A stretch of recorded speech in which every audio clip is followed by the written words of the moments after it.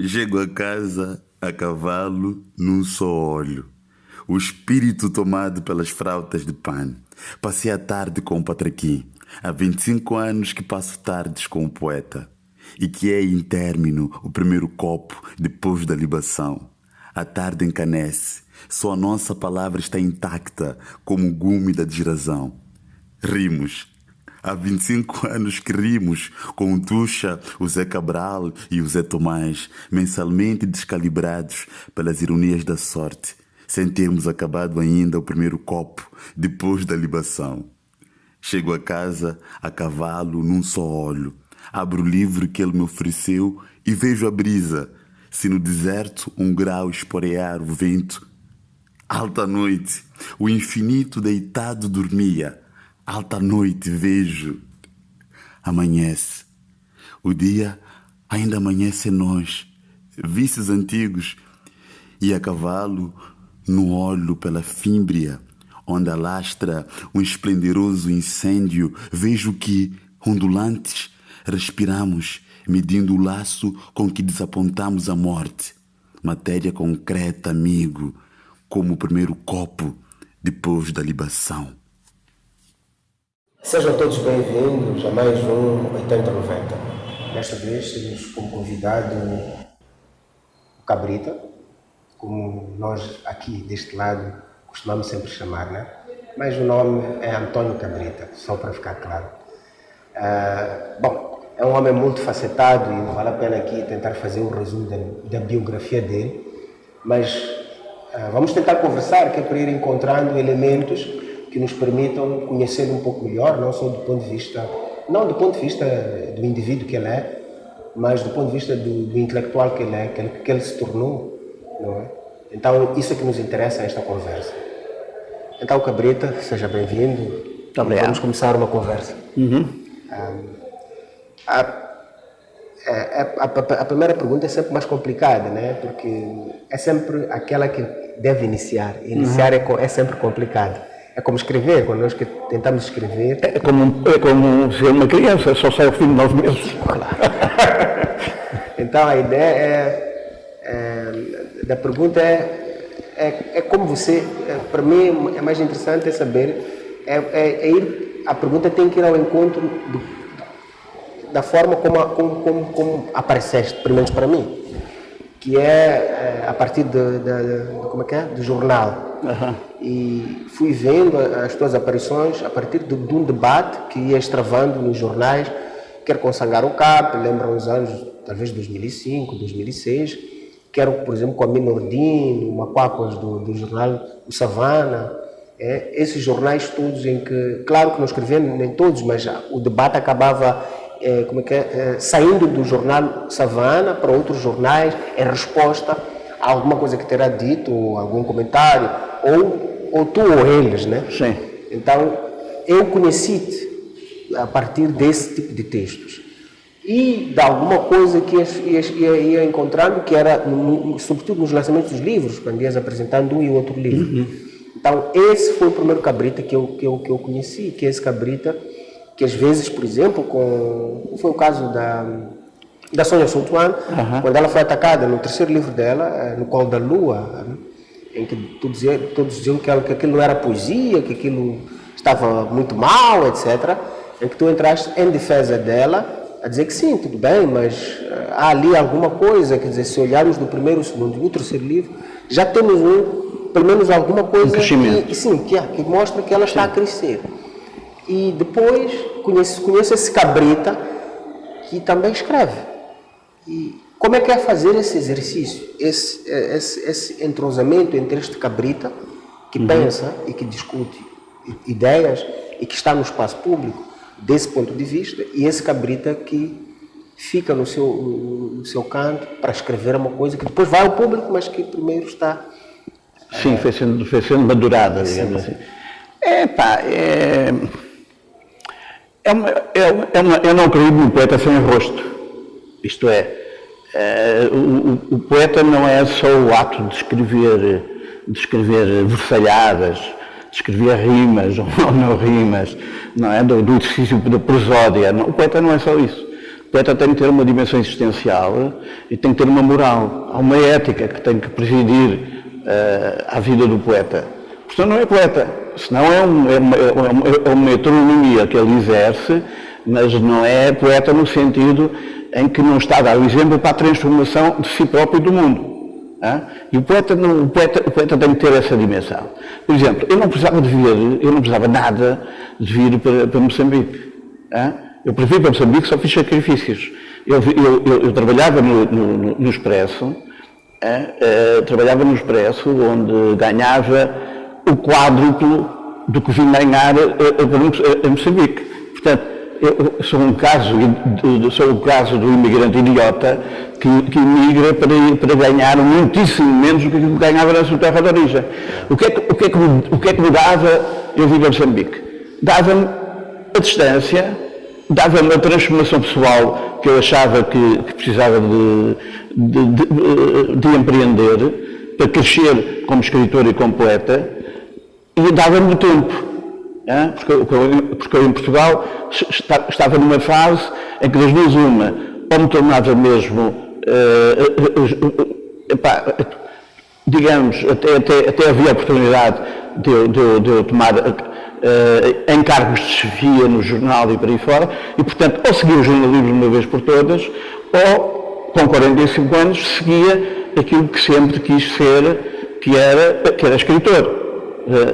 E pronto, e então preferi vir ganhar menos, mas ter mais tempo, porque a riqueza do escritor é o tempo. Sim, absolutamente. E então, isso evidentemente que foi incompreendido por muita gente, até por familiares e por aí fora, e eu não os censuro, não é? É uma escolha do ponto de vista do calculismo de quem só pensa em reformas e por aí fora, é uma escolha absolutamente disparatada. Não é? Agora, do ponto de vista daquilo que eu pretendia, foi uma escolha acertada, porque acabei, desde que cá estou, já publiquei 20 livros e tenho 7 livros inéditos. E, portanto, quer dizer, foi uma aposta no escuro. Eu podia ter chegado aqui e ter-me metido noutras aventuras e tal, e ter completamente deixado o meu compromisso e entrado noutras aventuras. Sei lá, arranjaria, tornava-me amante aí de várias raparigas e por aí fora. Não, mas eu estava talvez na idade de uma certa maturidade já, e por isso cumpri com o compromisso que tinha estabelecido para mim. Ora, quando eu chego, fico sem prática dos jornais, não é? Porque tive de 1 ano e tal e que não escrevia em jornal nenhum, 2 anos, e às vezes 13 eu já estava doente, não é? Porque não... E além disso, achei que tinha que estar algum tempo em jejum e em silêncio para aprender certas coisas dos códigos da terra, porque aqui, aparentemente falamos a mesma língua, mas os códigos culturais são diferentes, e então isso é diferente. Não é? E às 3 eu podia estar a mal interpretar certas coisas que me rodeavam, porque vinha com os códigos de lá. E, portanto, tinha que me apropriar de alguma forma dos códigos daqui para perceber melhor como é que as coisas passavam. Bom, eu depois tive um convite para ir comecei, aliás, foi o Rogério Majato que me convidou para ir para escrever para a meia-noite, onde eu escrevi umas crónicas que caíram no goto de algumas pessoas, e entre elas o Colcomen, que era diretor de Saavedra, que então me convidou para fazer uma crónica, nessa altura era quinzenal. E então eu propus-me divertir-me, fazia crónicas e tal, e de vez em quando aquilo provocava polémicas, pronto, e no caso da Sónia, porque de facto a crítica sobre ela era um ato despoderado de machismo, sem mais. E ela, de quem eu não gostava dos livros anteriores, e também gostava só de metade daquele livro, portanto não se tratava de uma questão de apenas estar a defender uma qualidade, uma consistência literária que aquilo pudesse ter, não, tratava-se simplesmente de repor alguma justiça e de retirar aquilo que devia ser a crónica literária, da picardia do género. não é? E, portanto, tratou-se disso apenas, portanto, repor alguma justiça e alguma verdade à coisa. E sempre procurei tomar a atitude em todos os lugares onde eu estou, tento, mesmo que eu não pertença, evidentemente que eu não pertenço a Moçambique, no sentido de tenho aqui raízes, mas não sou cá, não é? Não nasci aqui, mas eu acho que é dever de todos nós tentarmos melhorar o espaço onde estamos e onde vivemos. É? Mesmo que isso, para alguns, pareça um ato despropositado de parte de um estrangeiro. Não é? Mas é a minha forma de estar. Portanto, se eu posso apontar outras formas de fazer as coisas que me parecem mais corretas, portanto, dou o exemplo. É? E, portanto, de vez em quando metia-me em sarilhos por causa disso. Não. Mas, olhando para o seu percurso, que pelo menos acho que é o que interessa, parece ter começado muito novo, mas acho que começou de uma forma que teve o seu lado positivo e o seu lado negativo, quer dizer, bom no sentido em que colheu certo sucesso, do ponto de vista dos leitores, vamos assim dizer, mas parece que foi um problema depois para si mesmo, como indivíduo.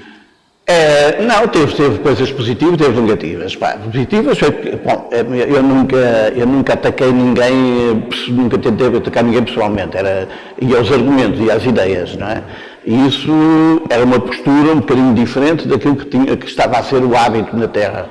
E, portanto, isso trouxe alguma novidade e levou as pessoas a pensar nas suas práticas. Portanto, isso foi positivo.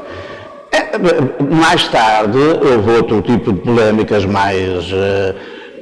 digamos, com outros tubarões mais consistentes e isso depois levou alguns desgostos pessoais, digamos assim, do ponto de vista do relacionamento com alguns jovens escritores. Mas pronto, acontece, é como nos casamentos, nem tudo é bom no casamento, não é? Nem tudo é bom, tem coisas muito boas e tem partes jacas. Mas a gente tem que continuar a vida e que temos que continuar com o casamento. Enfim, isto é, se não estivermos apaixonados por outra pessoa, não é? Mas mesmo aí temos que pensar e temos que ponderar e pesar as coisas e tal, e pôr as coisas na balança, não é? Portanto, a minha relação com a inteligência, com os escribas moçambicanos é desse tipo, teve coisas positivas, teve coisas menos positivas, mas há que persistir e continuar. Agora, eu sei que publicou o primeiro livro que tinha acho que 17 anos. 17 anos. E colheu um certo sucesso. Não foi com o primeiro livro, eu pertencia a um grupo que era os beat da poesia portuguesa, que eram aqueles que tinham influência do Ginsberg, do Kerouac e por aí fora, e que começámos todos a publicar entre 76, 77, 78. E andámos, havia uma fotografia do grupo na Praça de Figueiredo, em Lisboa, a vendermos livros no 1º de Maio. Então fizemos uma venda de livros de poetas anarquistas, não é bem? Mas esse livro é muito mau, nem sequer está na minha tábua bibliográfica, nem como os outros 3 livros que eu publiquei até aos 23 anos, 2 dos quais na imprensa nacional, e aí é que aconteceu uma coisa, porque na imprensa nacional saiu um livro de poesia e um livro de teatro, e eles faziam 3.000 exemplares de cada livro e pagavam à cabeça os direitos. E, portanto, eu de repente tinha 22 anos, absolutamente imaturo, e recebo 6.000 contos, nessa altura eram contos, 600 contos, eram 600 contos, que era uma fortuna para a época, permitiu-me viver 1 ano e meio, e então fiz todos os disparates possíveis, com todo aquele sucesso, casei, o casamento durou o tempo e durou aquele dinheiro, não é? Porque o que interessava era a boêmia, era a noite, era por aí fora, fazia parte da época, e portanto o sucesso, tive um relativo sucesso e tal, mas o sucesso só me fez mal, porque eu não estava preparado para isso. E depois entretanto, para o jornalismo mais a sério, no JL, e depois no Jornal, e depois no Expresso, e na L, e estive a aboborar durante entre os 23 e os 37, eu não publiquei nada, porque estive a aprender outras coisas e a aprender também, e a melhorar também a minha capacidade de ser humano, digamos assim, porque ser menos a besta arrogante que era aos 20 e tal anos, e portanto, só aos 37, quando achei que tinha uma voz própria, e que aquilo não era muitíssimo mais do que um desabafo e um grito, então é que eu voltei a publicar. Aliás, que foi com um prémio. Aliás, coincidiu que eu tive ali um período de alguma penúria económica, estava com dívidas e de repente apareceu o prémio Cesário Verde, a que eu concorri aos 37 anos e ganhei.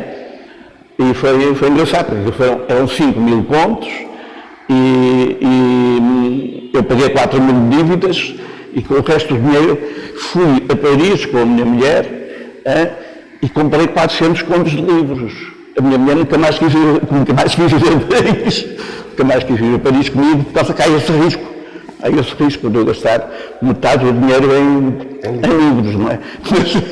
Mas foi assim, e foi aí que, pronto, voltei a publicar poesia. Okay. Entretanto, aquilo que me permitiu, entretanto, dar o salto na poesia, nessa altura, quem me devolveu a poesia foi a prosa. Eu publiquei 2 livros de prosa e a prosa, onde às duas três eu adquiri uma certa desenvoltura e uma certa espontaneidade, e essa espontaneidade depois, como estava lá o bichinho lá dentro, acabou por me fazer despertar a poesia que estava semi-adormecida e tal, ia fazendo uns sonetos trimestrais e por aí fora, e de repente aquilo fez-me despertar a necessidade da poesia e então aí voltei. Mas esta faceta, vamos abrir este debate que já introduziu na segunda parte deste nosso programa.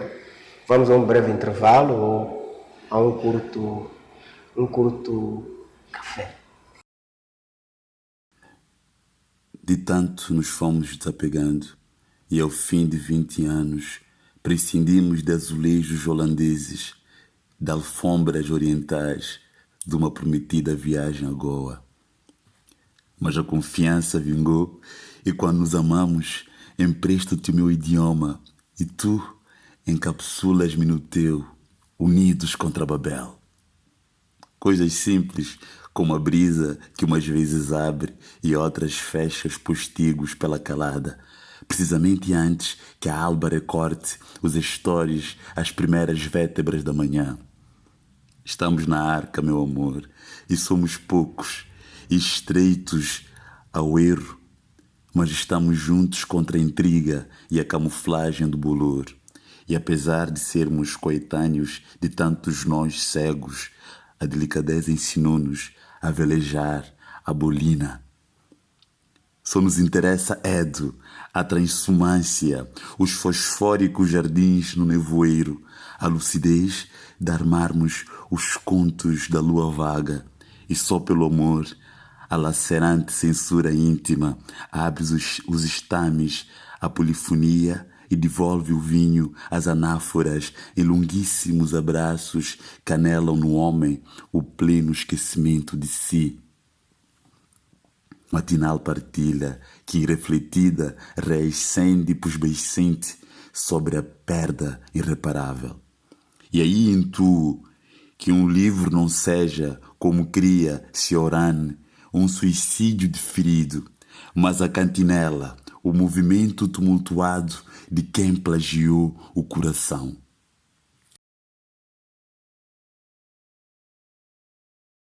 Mais uma vez, sejam igualmente bem-vindos. Vamos iniciar essa segunda parte com alguma coisa que Cabrita, no fundo, já tinha introduzido, né? Quando eu falo deste sujeito que ele é, que se divide entre a prosa e a poesia. vamos refletir em torno disto, refletir no sentido de fazer o escritor, o poeta, o intelectual que o Cabrito é, refletir em torno.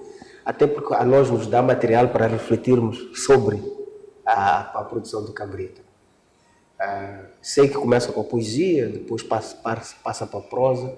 Entretanto, eu, pessoalmente, venho a conhecê-lo não a partir da prosa, mas a primeira informação que me chega é sobre a prosa.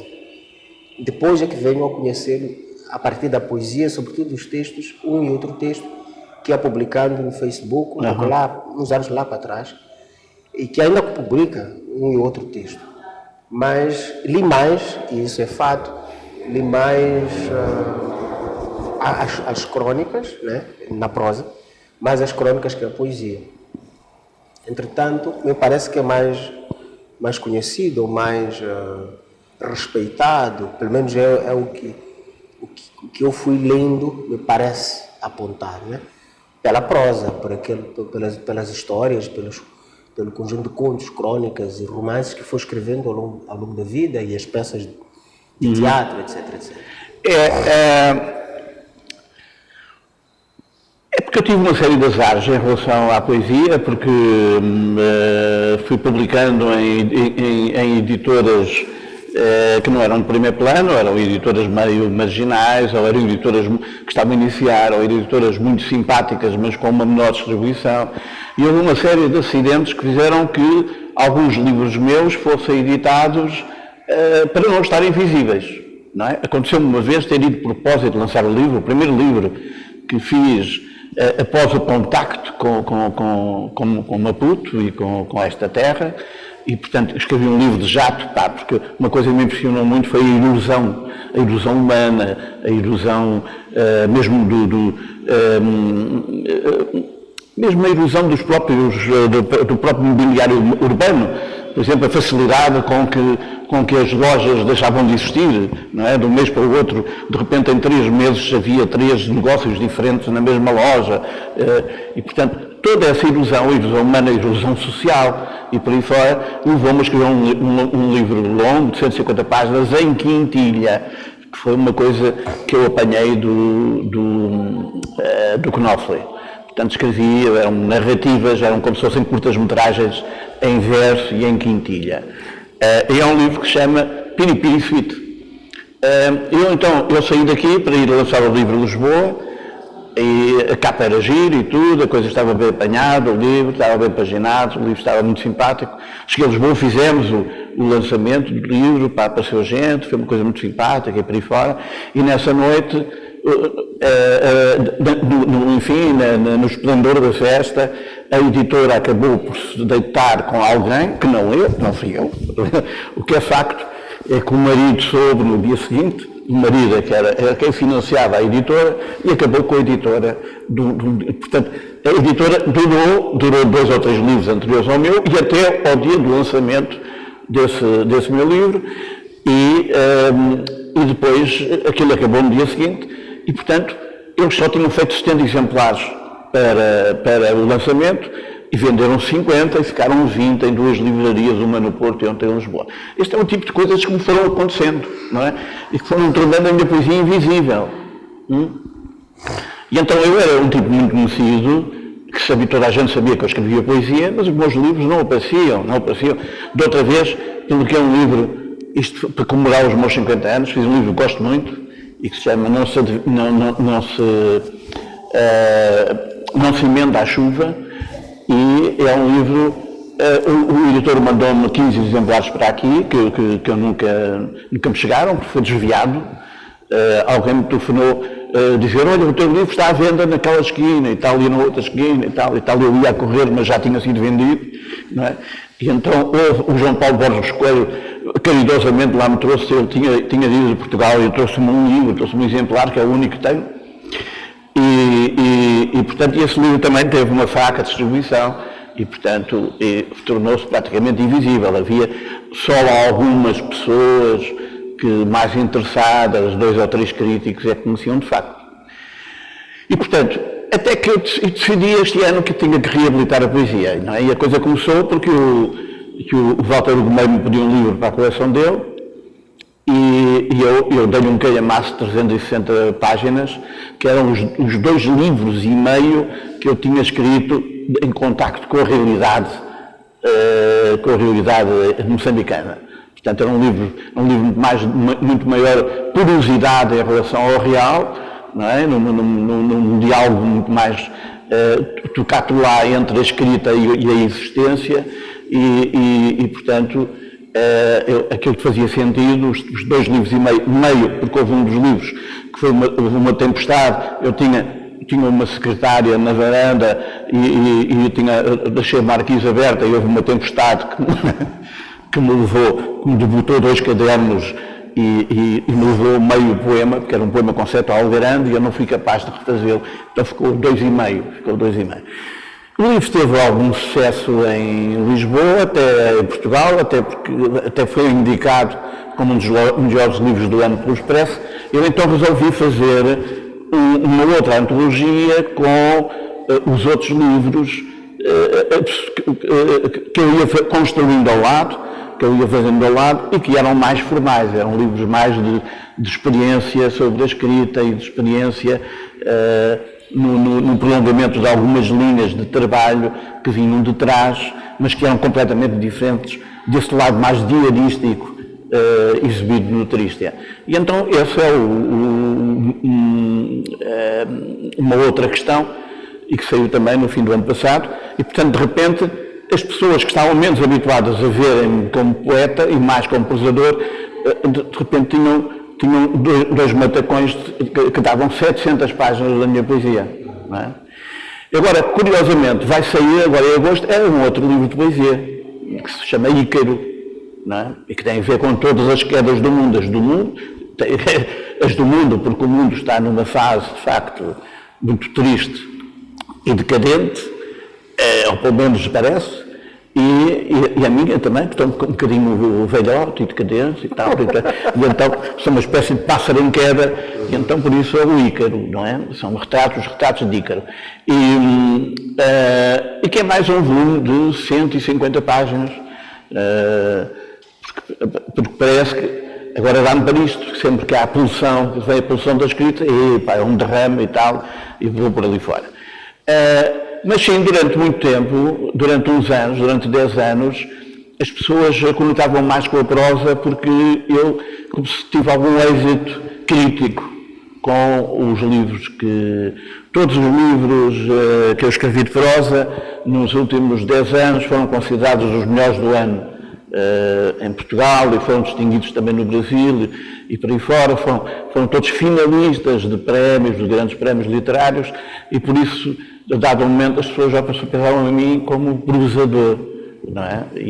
Mas não, e por isso este ano estreou uma peça minha, que foi uma experiência muito feliz, porque tive um grande encontro com uma grande atriz, que é a Maria João Luís, uma das grandes atrizes portuguesas, e que, durante a semana passada, me convidou para fazer outra peça, só que, se eu quisesse viver disto, estava tramado, porque a peça só vai, em 2024 é que vai estrear. E, portanto, mas já tenho metade da peça escrita e, portanto, tenho mais que tempo para acabar e para afinar, porque uma das coisas boas que o tempo nos dá é isso. A Margarida e o cenário dizia o tempo é esse eterno escultor e é de facto isso, quer dizer, o tempo faz-nos limar as coisas. E ainda agora, este último livro que eu entreguei, porque vai sair em agosto, entreguei-o na semana passada e o editor ainda está a lê-lo para pôr vaginar e eu já fiz uma série de emendas. Quando ele me mandar a primeira prova, um terço do livro vai ser diferente. Mas é isto, é um trabalho em construção e é uma coisa que as pessoas devem ter consciência. A poesia é trabalho e é ato, não é? A inspiração chega também, de vez em quando há momentos de impulsividade em que a gente não sabe de onde brota, há uma espécie de inteligência não circunscrita e que nos leva a uma prontidão para a escrita e que faz... Parece que as coisas estão a brotar espontaneamente ali. Não, aquilo é resultado de um trabalho de preparação prévio, não é? E depois há um clique, não é? Mas não, aquilo é resultado do trabalho, Não há a inspiração é apenas estar impregnado e só viver para isso, não é? Há uma parábola japonesa, que é da japonesa, não indiana, que era de um discípulo que estava com um mestre e que pensava, mas o que é isso? Só pensar em Deus, só pensar em Deus, só pensar em Deus. O que é isso, mestre? Eles estavam à beira do rio e o mestre pega na cabeça dele e enfia a cabeça d'água e tal, até ele está a ficar muito feliz, vai afogar-se. Então, o que é que tu estavas a pensar? Pensavas lá embaixo, a espernear completamente, a respirar. Então, quando todos os teus podes pensarem em Deus, aí saberás o que é o encontro com Deus. Não é? A poesia é um pouco mesmo, portanto, não, é um trabalho de 24 horas. Tu sonhas com isso, tu estás sempre em vigília, não tens esquece. E pronto, e é evidentemente um trabalho que também depende do diálogo. Não é? O diálogo contigo, o diálogo com os outros, com a leitura. Não é?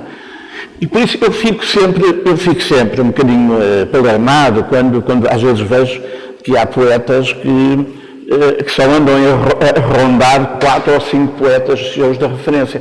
Eu todos os anos descubro mais 5 ou 6 poetas absolutamente vitais para a minha vida, e por isso essa é uma das razões que eu gosto de traduzir, porque traduzir é uma forma de conhecermos melhor a oficina do outro e, de facto, nos dedicarmos mais aprofundadamente a um poeta. Enquanto a leitura faz-se uma vez, 2 vezes, às vezes a gente gosta muito, fazemos a terceira, podemos até fazer a quarta e tal, mas não é da mesma forma tão amiudada e tão ao detalhe como quando fazemos uma tradução. E por isso até começo a pensar, como aliás isto é uma prática em França, é uma prática nos Estados Unidos e por aí fora, que muitos, até o Herberto publicou 2 ou 3 livros que assinou com o nome dele e no fundo eram poemas, como ele chamava, poemas transmudados ou transfigurados por Herberto Helder. Porque de facto é isso, não é? Mas aquilo torna-se nosso, não é? Mas para isso temos que ter uma descida vertical no texto e portanto isto não permite uma dimensão de hobby. É? Nós só podemos ter o compromisso integral com a poesia.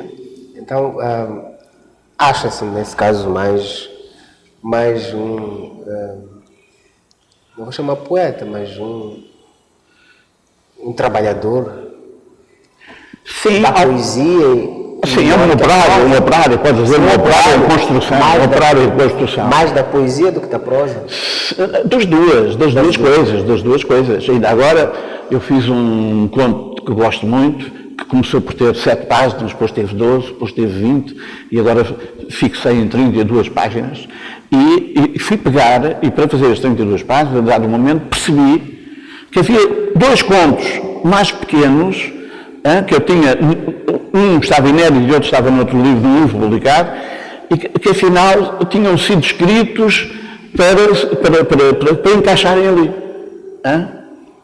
E então reapropriei-me desses materiais e que fazem parte do próprio passado da personagem desse conto, mas portanto fundindo esses materiais antigos num material novo. E isto é uma prática que eu tenho, não só com a ficção, como também às vezes até com a própria poesia. Entendo coisas antigas em coisas... É como os afluentes, não é? Que de repente encontram o Nilo, não é?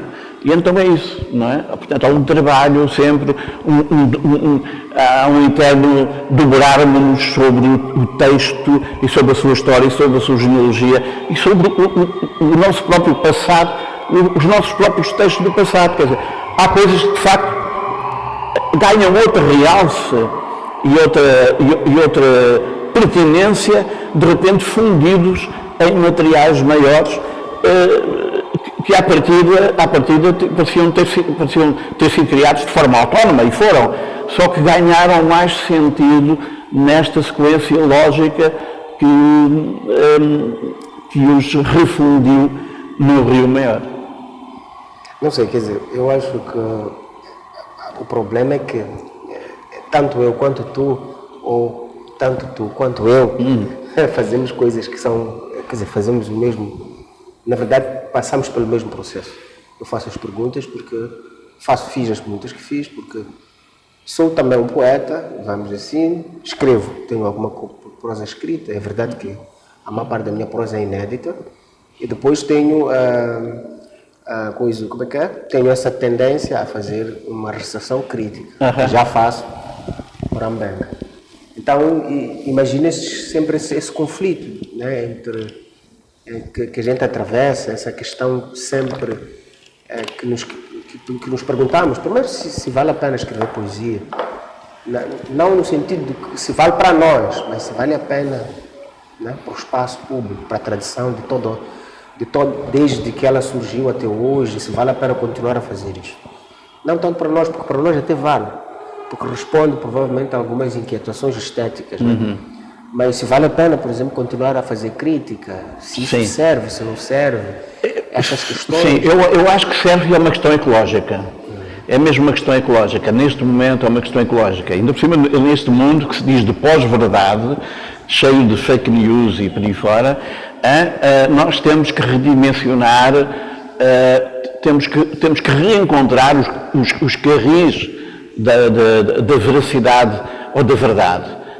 E temos que recentrar-nos no rigor, no rigor semântico, no rigor das palavras e portanto, porque hoje, tanto que nós vemos pelos líderes atuais políticos que mentem como cães, mentem descaradamente, não é? Mentem já sem vergonha própria nem vergonha alheia. E portanto, nós temos que ser o contra-exemplo. Absolutamente. E então isso começa também por dizer a alguns pares mais jovens e mais desprovidos, no sentido de que têm menos experiência e que têm menos conhecimento, que há coisas que não são por aí e que, sobretudo, a palavra exige, de facto, um gume de rigor. E, portanto, neste momento a crítica é, de novo, absolutamente necessária e tem mesmo uma pregnância ecológica, vital. Em relação à escrita, a escrita é sempre uma ilusão e, por outro lado, um lado uma ilusão, mas por outro lado é uma ilusão necessária, porque, no fundo, o que é o real? O real é tudo aquilo que não cabe no conceito, que escapa ao conceito. E o poeta está desgraçado, porque aquilo que é mais importante para ele é captar as verdades do real, captar o fluxo, a fluidez do real. E então, se o real é uma coisa que escapa sempre ao conceito, nós estamos sempre à procura e estamos sempre a perseguir uma coisa fugidia. Contudo, essa coisa fugidia que nos faz ter vislumbres do que de facto seja a autenticidade e a verdade. Portanto, eu penso que há entre nós, os poetas e a palavra, uma certa relação de pertença. Nós sentimos que pertencemos a algo que é maior que nós. É como as pessoas que dirigem esse sentimento para a igreja, não é? Nós dirigimos para uma outra aventura espiritual, que é a relação com as palavras e com a sua verdade, que está na poesia. E, portanto, mas evidentemente é um percurso na direção de uma certa espiritualidade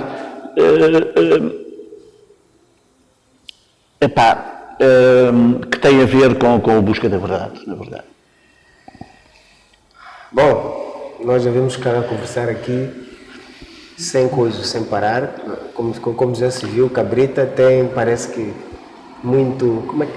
Uma vez a Rita Chaves disse, eu já tenho mais idade, portanto tenho, digamos assim, tenho muito para dizer, né? No sentido de que tem um conjunto de experiências acumuladas, ela própria já é parte da história que viveu, porque ela já acumulou e, digamos que já fez uma espécie de síntese desses momentos, tentou captar, ler esses momentos. Então, creio que não havemos de esgotar esta conversa, mas daria uns segundos só para a Cabrita se despedir do seu público e rematar o que quer rematar.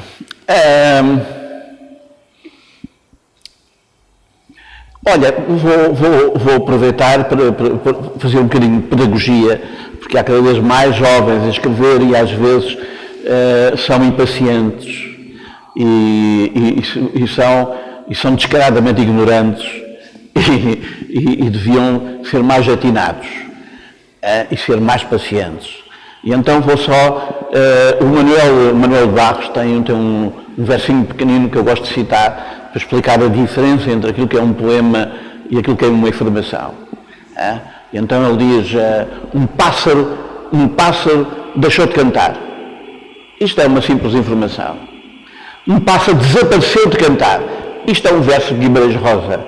E, portanto, há toda uma diferença radical na relação com a linguagem e mesmo com a informação que se joga entre uma forma de expor a coisa e outra forma de expor a coisa.